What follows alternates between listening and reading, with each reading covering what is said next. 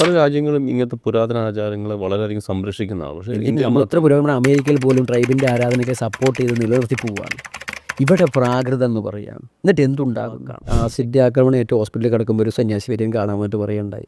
ഇപ്പോഴാണ് ചണ്ടാളൻ എന്ന പേര് അന്വർത്ഥമായത്. അപ്പോൾ എന്തേ ചോദിച്ചു?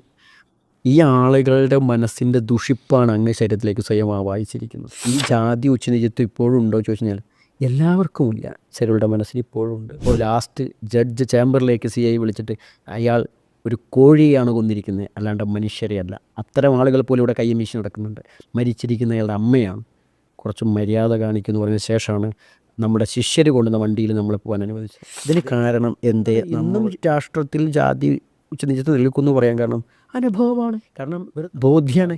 വിശക്കുന്നവൻ്റെ വിശപ്പകറ്റാത്ത, കരയുന്നവൻ്റെ കണ്ണീർ ഒപ്പാൻ കഴിയാത്ത, ദാഹിക്കുന്നവന് വെള്ളം കൊടുക്കാൻ കഴിയാത്ത, വേദനിക്കുന്നവന് തലോടാൻ കഴിയാത്ത അവൻ എന്ത് വേദവും വേദം